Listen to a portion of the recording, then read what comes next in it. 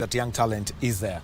And then the man who has been working in Kenyan football for a very long time, Michael Amenga. He's a football administrator. He has been TDR, technical director at FKF, grassroots development, coach education, continental technical policy, and influencing the standards of football in the country is a big plus for him. And then from north of the border, and Ato Abraham Mebratu, Tenestalin. Yes, at least you can use the mic so they can hear you. Tenestalin. Yes, and he's a CAF elite instructor. He has been a long-standing member of the technical study group.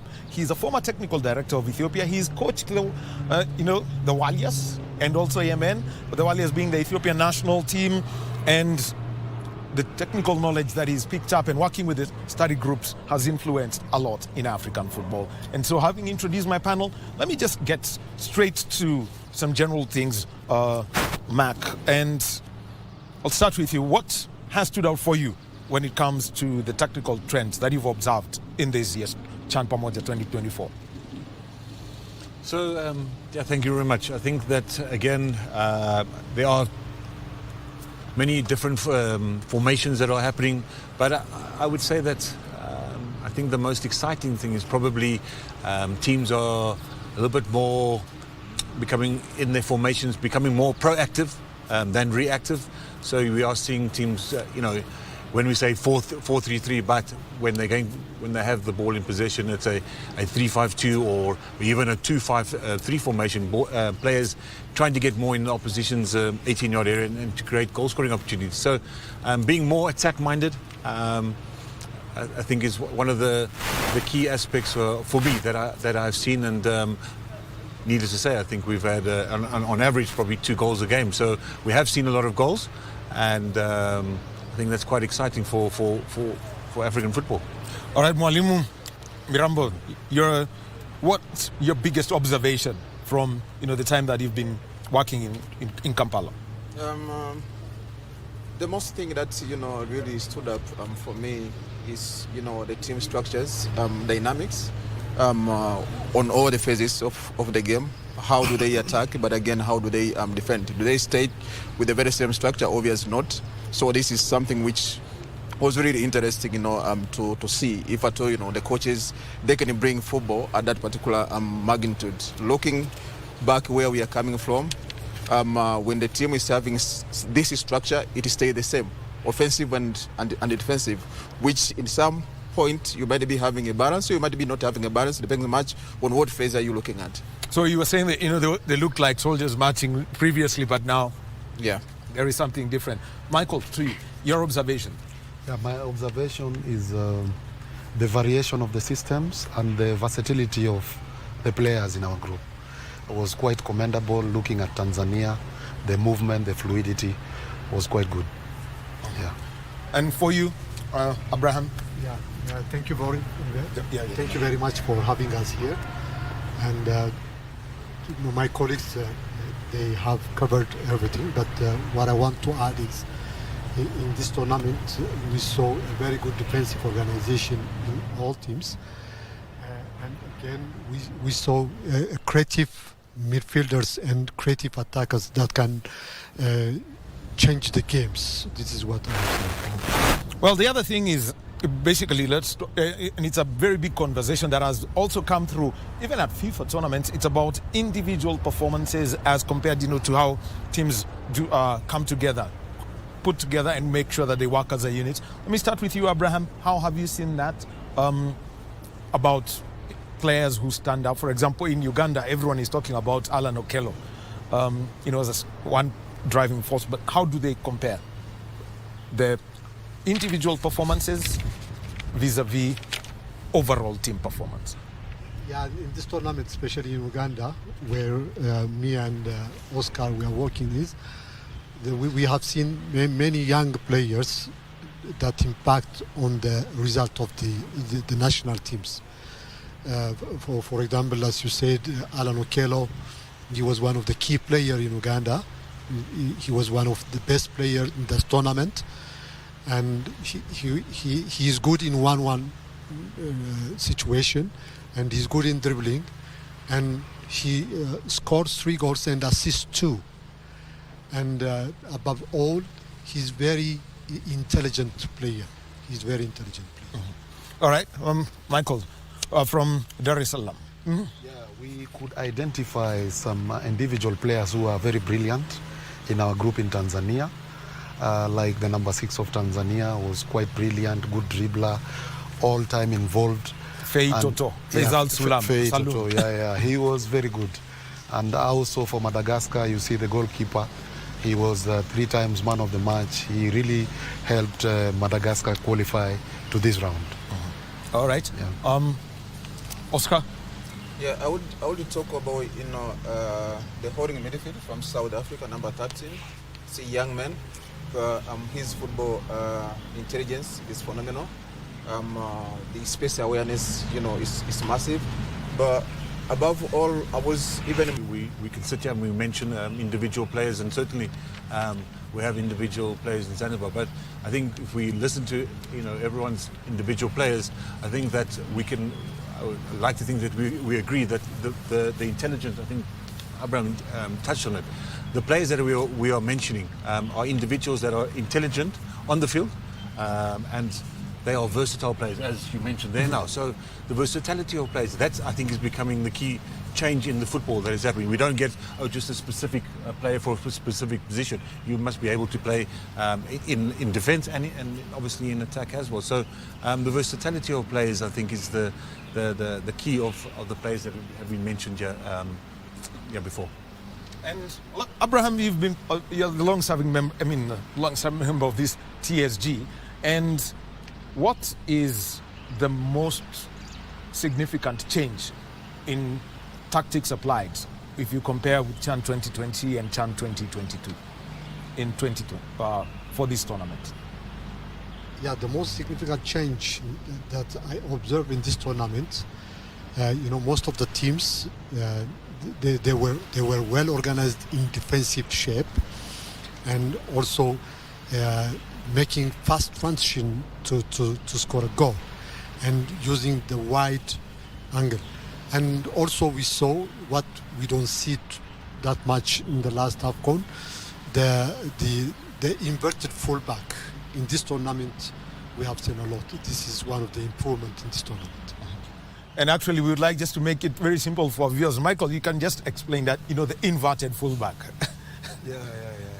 So we saw this in Tanzania, where during build-up, the fullbacks were really supporting midfielders and maybe supporting in attack in the wide areas, and also coming in during build-up. And also, they were very important in defending, because once they put up numbers in the midfield, then they can block any transition that is supposed to happen or any counter-attack against their own team. So that's why we say the emergence of the inverted fullback in our CHAN tournament is quite good looking. And Mwalimu, an observation that you made when it comes to the application of tactics, having observed or even watched other CAF tournaments? I think I'm happy with the execution of the set plays. I have seen teams really having a proper idea on how they want to execute their set plays, especially for the corners. Which again, if you look back where we are coming from, it wasn't much like teams are. They invested the time on preparing themselves tactically on how they want to execute in the corners, especially in the offensive phase. And actually, when we came to AFCON 1996, this man became famous because of his runs down around set pieces. Being one of the biggest men in the Bafana team, he'd always move up and everyone expected I had it to be a goal. The execution of set plays for you. Not only set plays, tactically certainly was unaware or just did whatever I wanted. But I think for me, the one of the key things is I think the players have become, it seems like it, at this level, become a lot more disciplined. in executing the coach's structure of how he wants the team to play. And as an individual, again, we keep on touching on that, where an individual is expected, if he's an attacking player, he goes forward, but he's expected to defend, and vice versa. And players are seemingly adhering to the coach's instructions. So yes, we're going to have moments where goals are created because of opportunities and players' excellence and movement. But I think it just seems like there's a lot more discipline, and sticking to discipline is very key, because it's and I can say it, in African football we have individual brilliance, but at times we go a bit lackluster because we end up doing our own things. So to me, players are playing to the instructions of the coaches, and it looks good. Well, a matter of discipline is something that we'll be discussing, much later. We've had 5 red cards already in this tournament, if you take this from the basic thing. But let's look at possession and transition, because for those of us who are here in Nairobi, we observe teams that can really possess. 2 nights ago we had Algeria, but we've seen Morocco play here.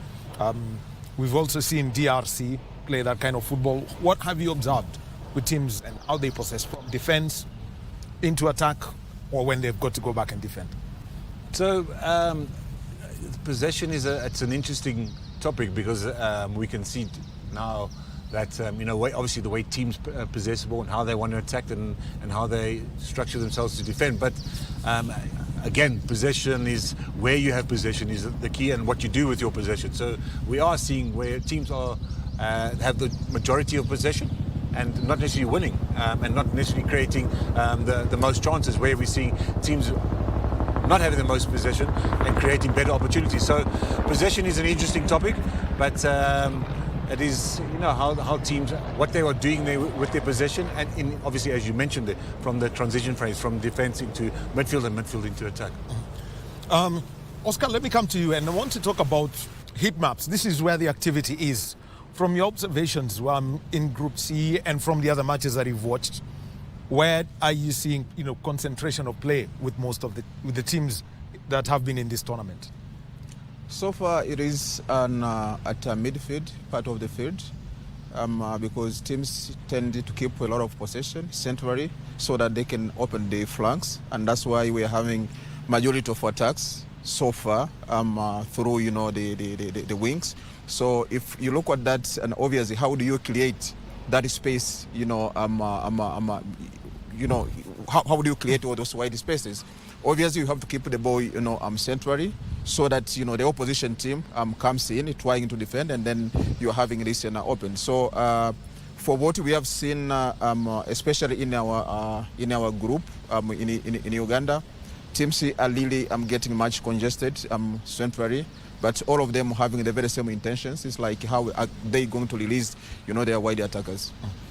And Michael, this is what I'd like to come in when you talk about this transition, and I can try use this as probably a formation, and how they move around the pitch, such that, and how much more space is being used, given picking up from what Oscar has spoken. When you talk about transitions, there's transition to defend and transition to attack. So first of all, my opinion and observation, most of the teams had slow counter-attacks. Slow counter-attacks because of the congestion in the midfield and because of the inverted fullbacks. And again, most of the transitions were incidental. Most of the counter-attacks were incidental, because I didn't see any team that was organized staying back to counter-attack. So most of the teams were not organized in that scenario.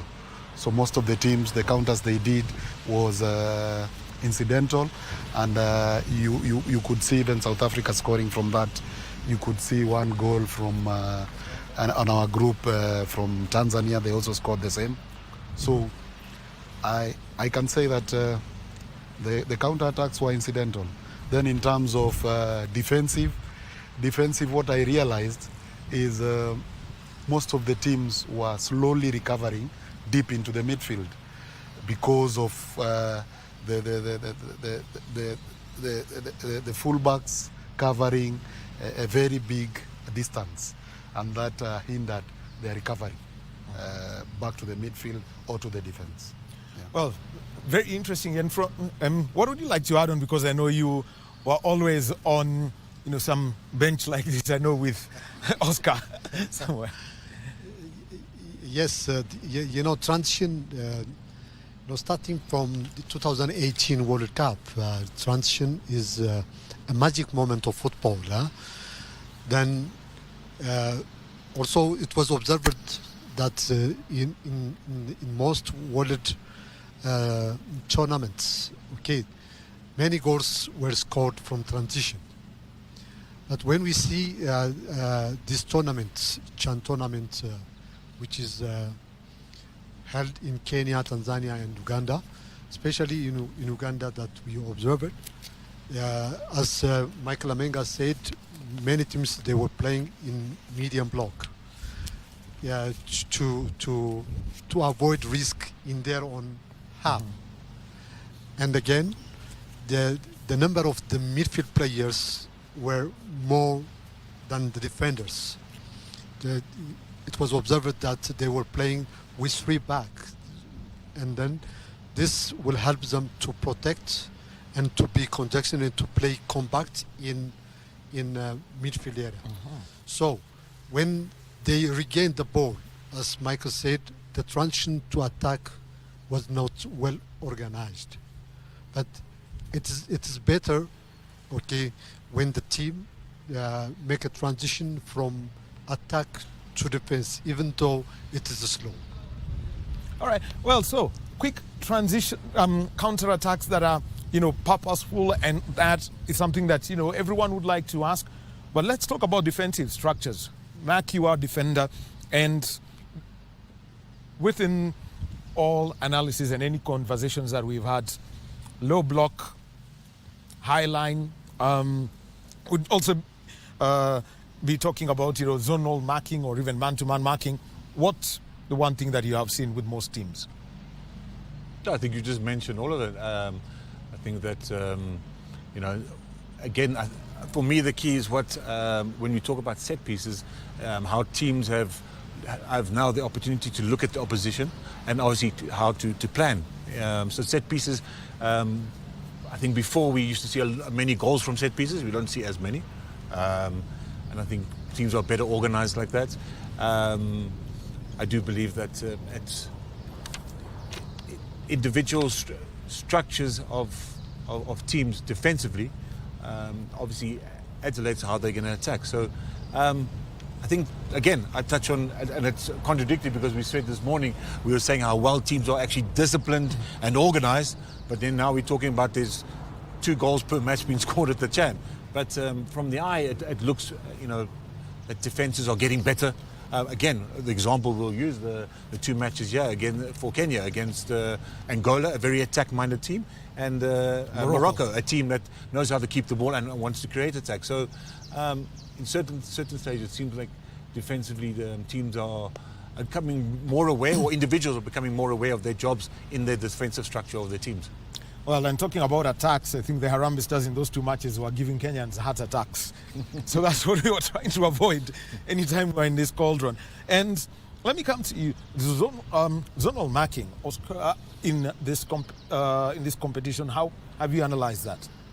Yeah, if you look at the games, actually, you cannot just single out. It's like, the teams are doing, a zonal defense. Most of the teams, they're doing in a mixed defense. Zonal and man marking depends much, at what area of the field.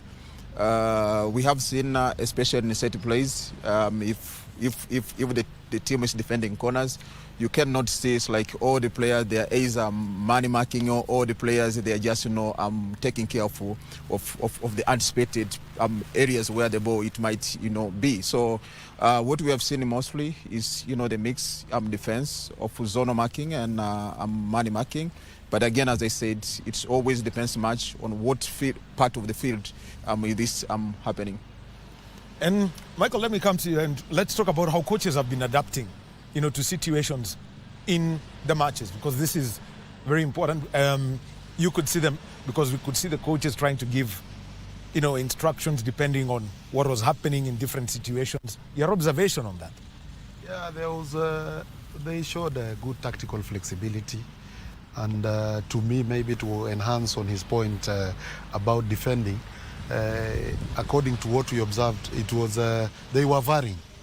Some of the teams, due to the opponent's behavior, maybe pressing high, you could see defenders, the restarts could start in the half spaces. Then others were pressing medium block. Yeah, and what stood out for me, and I was like worried, is for Nigeria, because I didn't really understand which system Nigeria was playing in terms of defending, because I see 4-2-2, I didn't understand. And most probably you could see man-to-man marking, which is football before, not now, with modern football. So I think there's something to do with defending with our coaches. So we need to observe keenly in the next coming matches what happens. Well, the coming matches are on Friday and Saturday, so there is a lot that we can observe.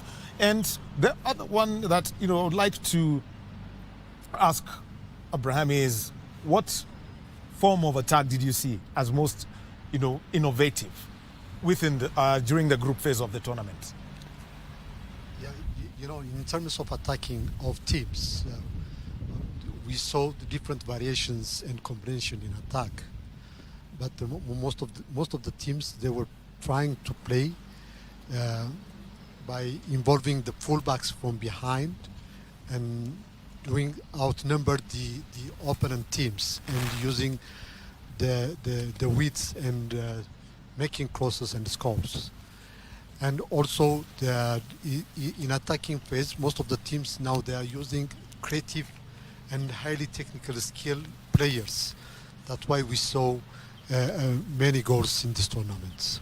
Well, talking about many goals, and let me just drop you the numbers from this tournament, because 62 goals in CHAN 2022, but this tournament so far, 73 goals. Sudan have got the best conversion rate in terms of shots. 26%, that's a goal from every 4 shots that they do. A very big supply of that. The country with the most penalty goals, Uganda, they had 3, 2 in their last match against South Africa. Alan Okello has 3. We also have got Usama Lamliwi of Morocco and Tabiso Kutumelo of South Africa. Top assist maker is Mehdi of Morocco. He provided 3. Average shots on target per game, 6.42. Fewest goals scored, 0 by Niger. And Kenya, Sudan, and Senegal throughout the tournament conceded only 1 goal. Looking at this conversion rate, Mark Fish, of about 2 goals per game, how would you rate the tournament offensively? Well, we can say there's an improvement. You just mentioned the stats of the goals.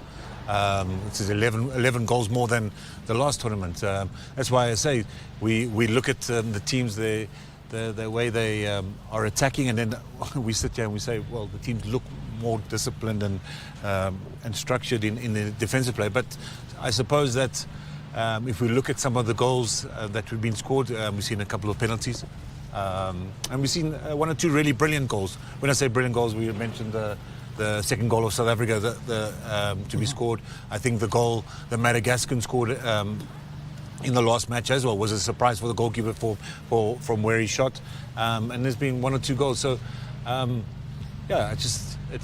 it's good to see there more goals. Although we're saying that the football is more structured and we are seeing many changes in the way the teams are setting up. But again, to see more goals is, I suppose, for fans and football fans, you want to see goals.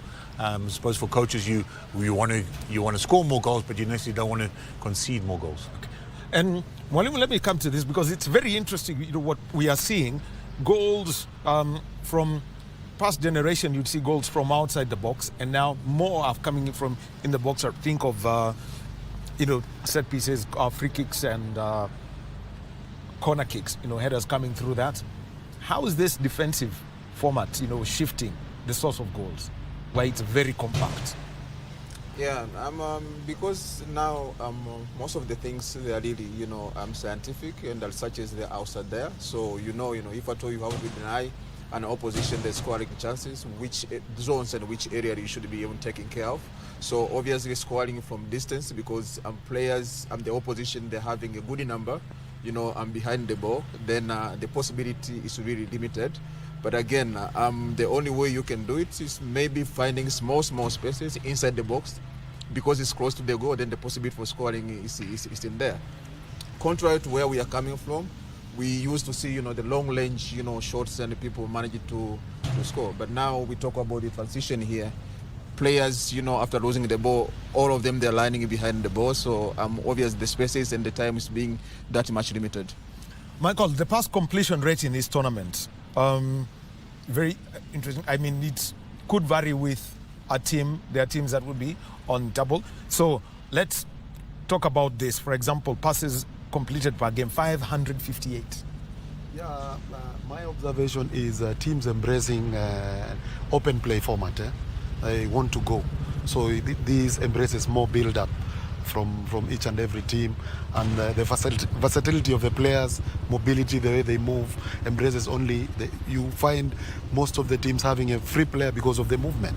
So that embraces more passing options, and then moving forward and trying to score. Yeah.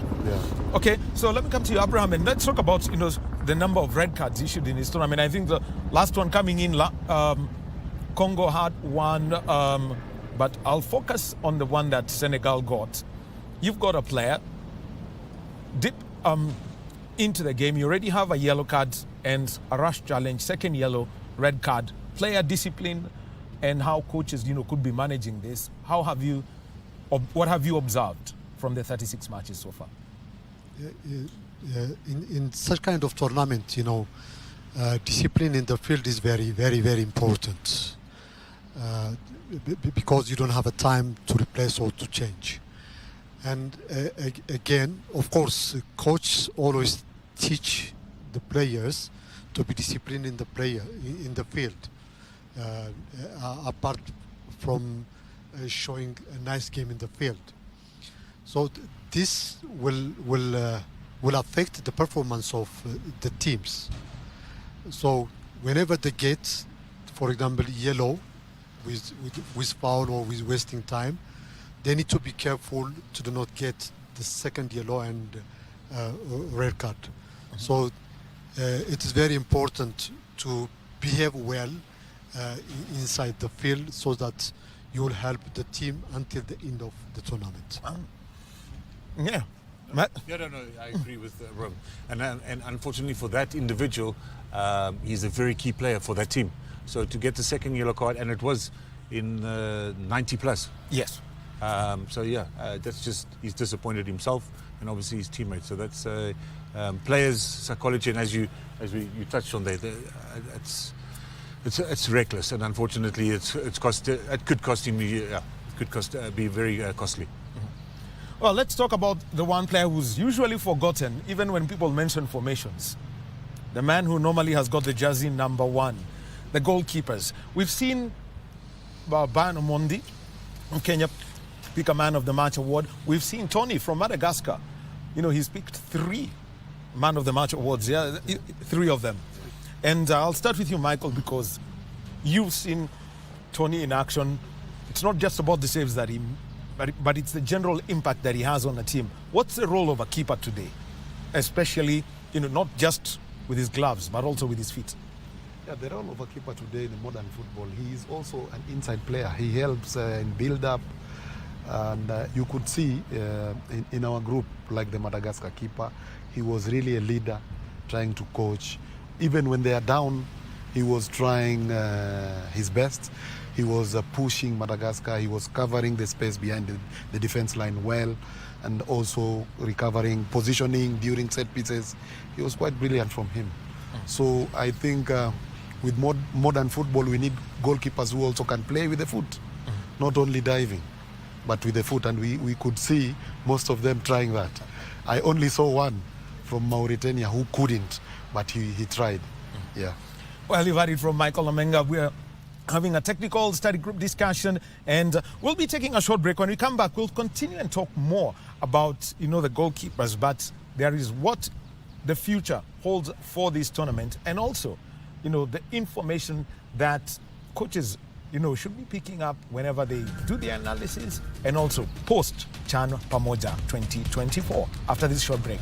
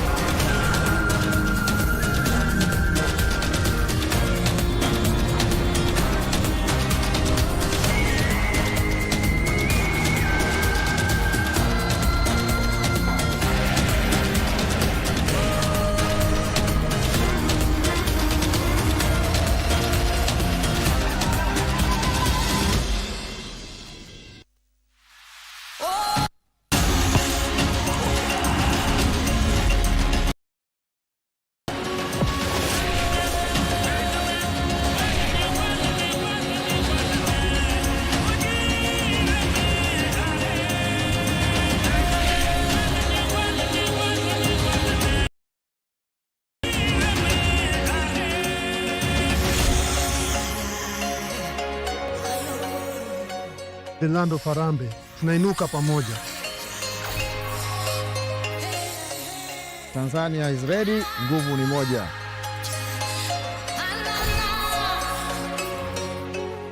All of Africa, welcome everyone.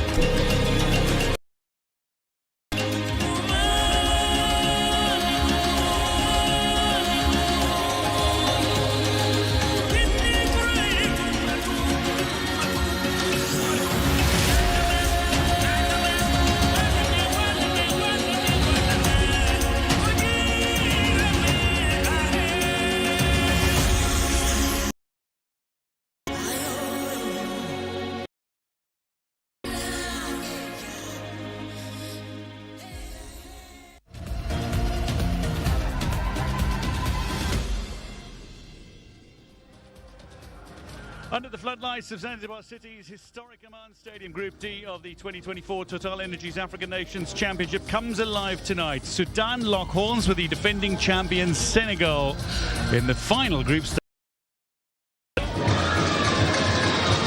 Sembène play along in the capital club. Lovely ball now wide, Dimasque, shot taken, it's powerful, it's a drive, but it's equal from Mohamed El Noor down into his left. Low and flat in at the near post, and it's turned into the side netting by Baji.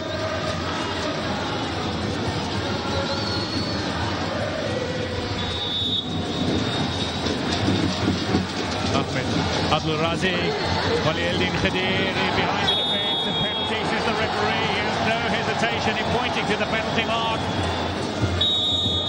He wants to have a look. Narabar puts his arm across his opponent. Nothing so wrong with that. It's whether or not he takes out the leg. No penalty, says the referee. Senegal celebrate. Play will get back underway from a drop ball. At the end of the opening half.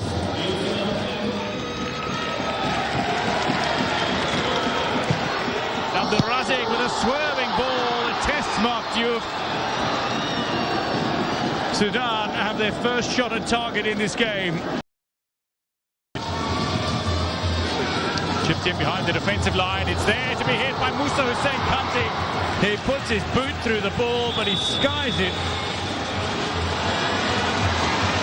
Great chance here, Abdul Razik strikes a shot firmly, and another shot goes flying across the face of goal.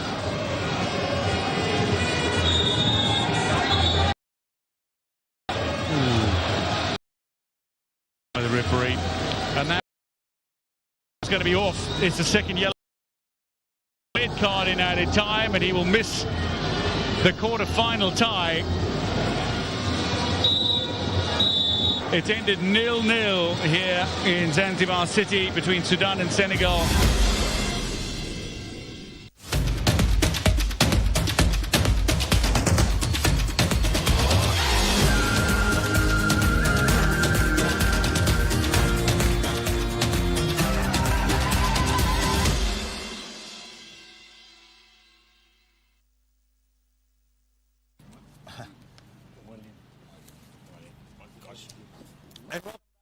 To this continuing conversation with the technical study group of the Chan Pamoja 2024 and the members of the technical study group. We've got South Africa's man. We've won the AFCON in 1996 with South Africa. We've got Oscar Mirambo, and he has technical director TFF, the Tanzanian Football Federation. Michael Amenga has been technical director of the Football Kenya Federation, and Abraham Mebratu, he has been coach of the Ethiopian and Yemeni national teams, and they're the people who've been working together. We broke our conversations when talking about the role of the goalkeeper.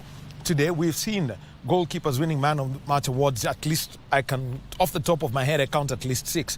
And let me come to you, Abraham. Michael mentioned about the role of the goalkeepers, making all the plays. But a new change in regulations came in. Previously, if it was a goal kick, someone had to pick the ball from outside the 18-yard box. Now they can play inside the 18-yard box. How has that changed how quickly goalkeepers make their choices in that box. Okay, for following the change of the laws of the game, it is very important to have technical players, a goalkeeper who are skillful in football. So as Michael mentioned, it was observed in this tournament, most of the goalkeepers, they were good in technique, they were good playing in feet. And also most of the goalkeepers, we saw that in ball distribution, not only in hand, in feet also, playing long and short passes. And they were key players in maintaining ball possession, playing with back four. And we saw many goalkeepers, like you mentioned, the Kenyan goalkeeper, the Madagascar goalkeeper, they were man of the match 3 times. But also, again, the goalkeeper of Uganda, he was man of the match at the same time. He had the same quality. So goalkeepers are the key players in a team. And what I saw a great improvement in this tournament is most of the goalkeepers, they were good, able to play with feet. Technically, they sound good. And the other thing, mentally, they were tough. You can see the composure, the calmness, and they were good also in communication. Communication is a key in a game. So the goalkeepers, they were giving a clear instruction to organize their defense. That's why we saw a very good defensive organization in a game. And the other point, physically, they were fit in jumping skill and the reflex, the power and the agility. Really, it was marvelous. So the skill of the goalkeepers in this tournament is getting and better. And we saw not only goalkeepers, we have been seeing goalie players also. This is what I want to say. How much communication was Andrea Renza giving you? I agree with my colleagues about the goalkeeping. But I am one also to say yes, the goalkeeper's role has become more important, with the team's possession and obviously going forward. But for me, it's you have many goalkeepers that they have the ability with the feet, and obviously their distribution has been generally very, very good in this tournament. But at the end of the day, I'm still a firm believer that when we talk about defensive players, attacking, you must be versatile players, but always remember what your job is. So yes, we have goalkeepers that are good distribution, good with the feet, but your job is to catch the ball when it comes out to protect your team. And this is why I think that we have the Kenyan goalkeeper. Yes, we selected him as the goalkeeper of the group stage for this specific reason, because he is commanding, and you need to be commanding.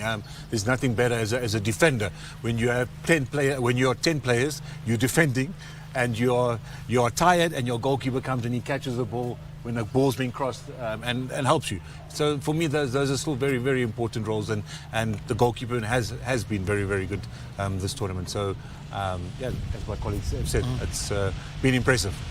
And long may it continue. Mm-hmm. And what's the name for teacher? Mwalimu. Mwalimbo, what do you say?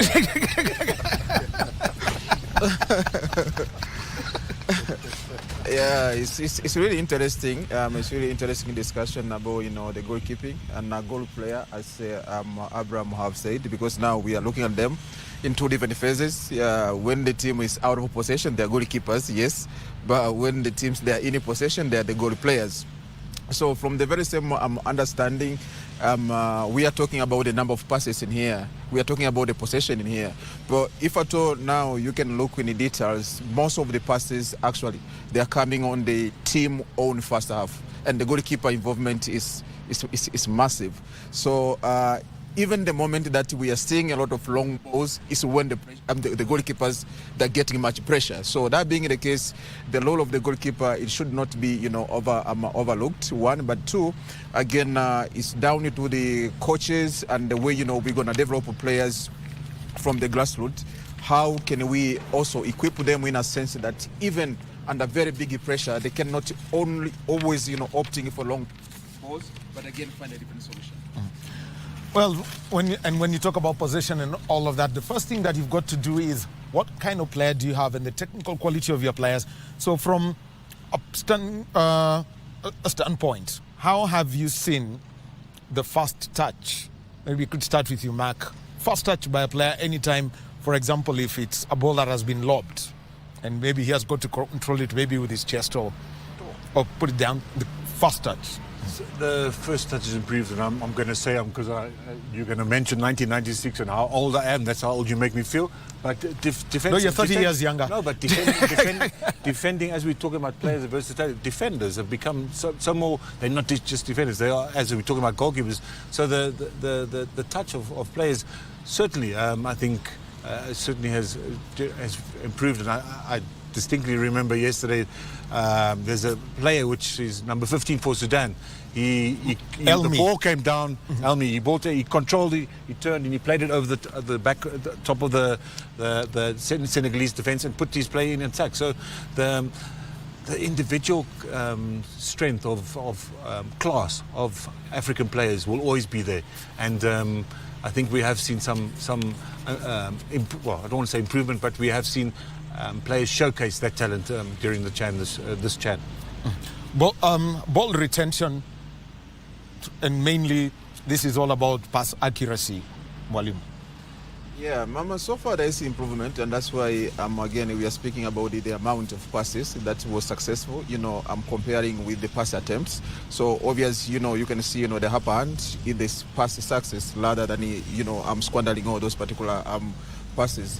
I don't want to sound here I'm a bit selfish, but if you look at individual teams and then you put them into zones, obviously the comfort with the ball is different. Yeah, I can take an example. If we look at the East African countries, to be specific, and comparing with the Northern, Africa countries, the comfort of the ball is different. We East African at some point, we struggle with the ball. We are not that much, comfortable with the ball. Which again, when I think about it, obviously, I'm looking at how best we can work with our coach education department, so that the coaches also they can even now work hard on improving, the technical, points in terms of the players, especially for the first phase of development. And to be fair, Maki, he might, be a witness on this. Where we are coming from and where we are now is different. Back in the days, players, they were just meeting qualified coaches when they are about or above 20s. You know what I mean? So when we look at the science of the player development pathway, the first phase of it, whereby you work more on the technical skills, the football intelligence, in the first phase, which is between 8 years to 16 years, whereby if at all there is a big vacuum in there, going to the second phase, which is a competitive phase, obviously the gaps will always be there. So it's a homework for African football to make sure that at least we narrow the vacuum, especially on the first phase of development, so that we can equip more players, so that when we come at this stage of competition, then we have to be comfortable first on how we control the ball before controlling the game. The saying that prefers to say and most, that teams are struggling to control the game because first they're not controlling the ball. So you have first to control the ball for you to control the game. Well, yeah, Mark. Yeah, but I think, isn't it a way, how do we rectify that? Do we try and get qualified coaches like yourselves to be coaching at youth levels? That is a challenge. We need that. This is part of the development we need. If today we're gonna look to where we are coming from. Take an example from our MWAs. The coaches with limited, qualities are the ones who are dealing with the younger one. Do you understand? But again, we are talking about building the foundation. If at all I'm having not good quality at the building a foundation, obviously the house won't be there. So you've been technical director. You have been technical director. He is a technical director. Mark Fish. Done. Just that doesn't escapes this one for once. So Michael, I mean, developing this kind of players is one of the biggest challenges. I mean, Kenya once upon a time had a system, the Olympic youth system, that produced players I think up to around 94, 95. But what's required such that this happens? Yeah, we need to embrace youth football. We need to come up with youth leagues where we have conveyor belt that produces good players. We need to have good coaches, to produce good players. And to come back to your topic about the fast ball touch and retention. possession. I think in high level there is no space and time, and you need to have a good fast touch, because the pressure is high, and that's why in this CHAN you could see, like he said, East African teams are struggling with fast touch. That is because of maybe past development. But you see, for the Northerners, they are good in that. And I can say it is because maybe our infrastructure also, as we develop, what is our infrastructure? Yes, is it good? Am I passing in a good surface? You see, some things like that, because some techniques you need to develop in a good surface. Yeah, so I think that's my point. Out of the breath. Yeah, what I want to say is the development in youth and development in the grassroots is very important to see the future strong national teams. So the nations that had a very good grassroots program and youth development program, okay, you can see they have a very good national teams. So it's obvious in Africa we have to work from the grassroots and youth development to see very good national teams on the top level. But again, the selection is very important for the coaches, you know, to see a very good and beautiful football in a team, okay, rather than selecting a physical player. Our coach should focus on technical players that can help them in the field, okay, to possess the ball. So nowadays, you know, ball possession, it's not only attacking. Okay, in modern football, ball possession is the best way of defending, because the ball is with you. So the opponent team will not attack you. So that is the best way. You will not waste your power, you will not waste your energy, but just by possessing the ball, you can defend very well. So it is a key for defending also. So we need to work on the technical part, starting from the grassroots and following by youth development. And actually, because, I mean, you're a CAF elite instructor. How much, should be done to ensure that coaches get the right education? For example, in Kenya, I know you start with the CAF D, go to the CBA Pro. Start with introductory. With the introductory, yes. Introductory CAF D. Yes. And you see, after the new convention introduced in Africa, now the course content are different, and the syllabus and the coaching manuals are different now. It's not like previous. So from D license, C license is focused on grassroots and youth. So if we can invest a lot in D license and C license, then it will be easier to get quality players when they reach to the B license. And so in our region, as Oscar and Michael said, we have to work on the youth development program, but again also we have to work on the coach development program. That is very important. Parallelly, we have to work it. All right. So Michael, let me come to you, and we talked about the fast touch. Let's talk about final passes that was supposed to be, but just did not happen. We had one in this stadium, Kenya against Angola. The counter-attack was a goal that was cancelled out. Let's talk about such situations. Yeah, such situations, I think it is individual skill, because when you have the ball, what are you supposed to do? In which position are you? In which part of the pitch are you? Okay?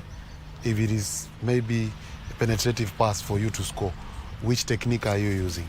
You see, and all this is about the development we are talking about, from grassroots.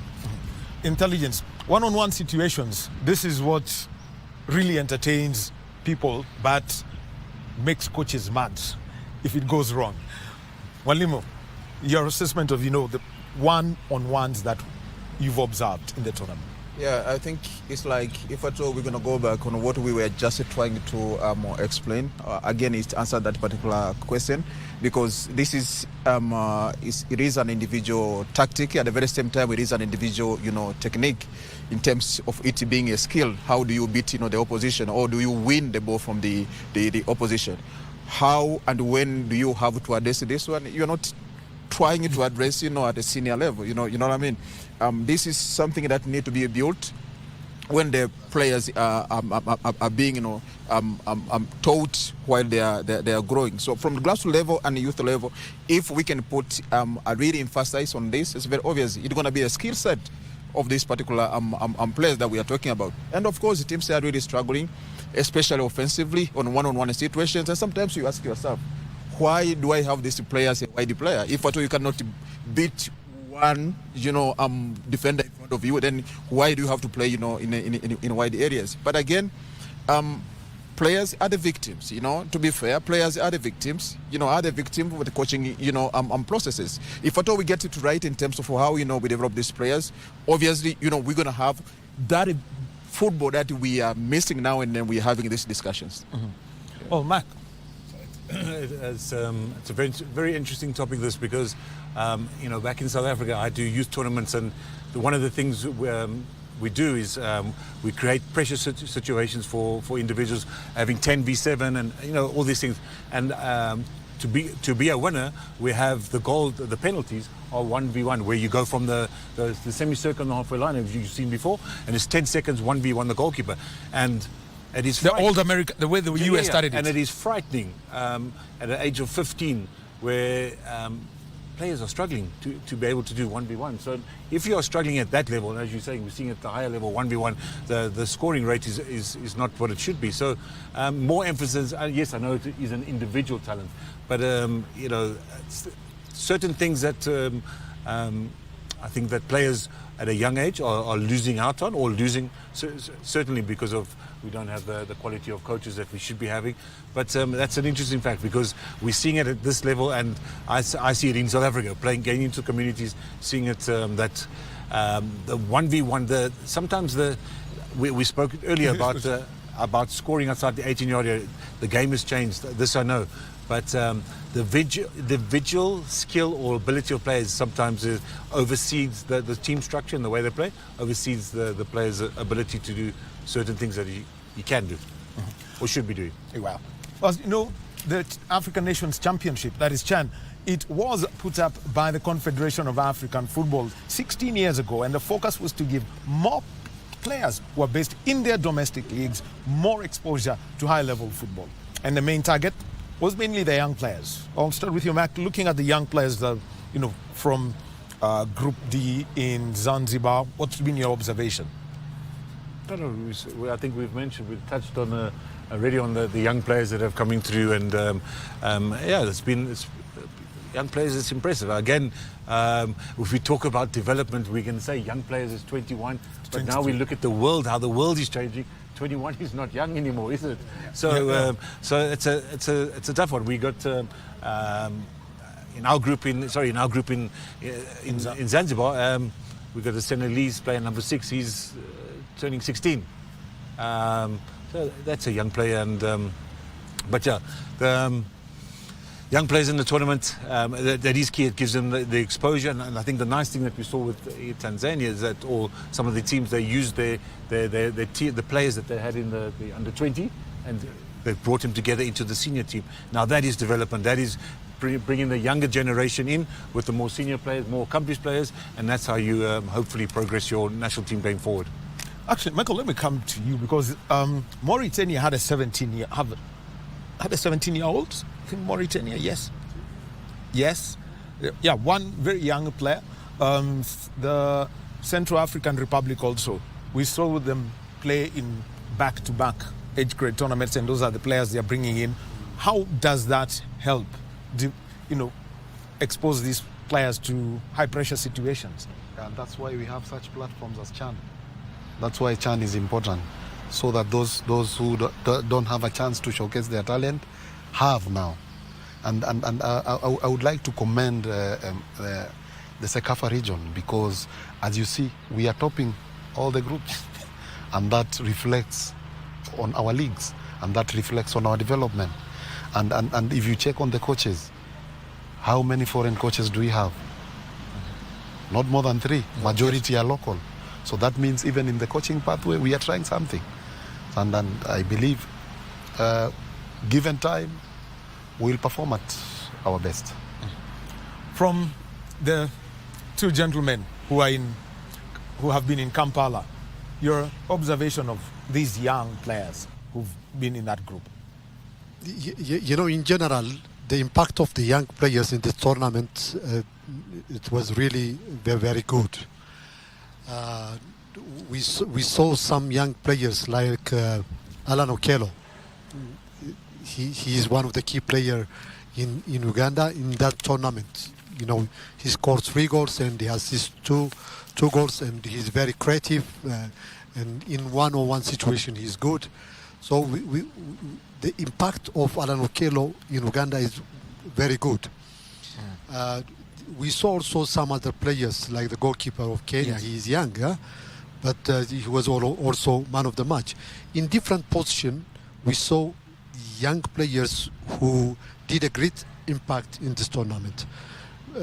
Not only in the main squad, also coming off the bench, and we saw when they changed the results of the game. Yes. For example, the youngest scorer of this tournament, the Sudanese player, he came off the bench and he scored a beautiful goal. So the young players, they are not only playing, but also they are changing results in a team. All right, thank you very much, Ato Abraham Bratu. He has been coach of the Ethiopian and Yemeni national teams. Michael Amenga, he has been technical director, Football Kenya Federation. Then we've got Mwalimu Oscar Mirambo, technical director, Tanzania Football Federation, and Mark Fish, AFCON winner with South Africa 1996, and does a lot of youth development work there. Well, thank you very much, gentlemen, members of the CHAN Pamoja 2024 Technical Study Group, for being with us. And this concludes the CHAN Technical Insights discussion that you've had today. Let's carry today's knowledge forward and make sure that it impacts where it matters, in the grassroots. Thank you for being with us, and have a wonderful evening. On behalf of the team, I say thank you very much. My name is Daniel Wahab.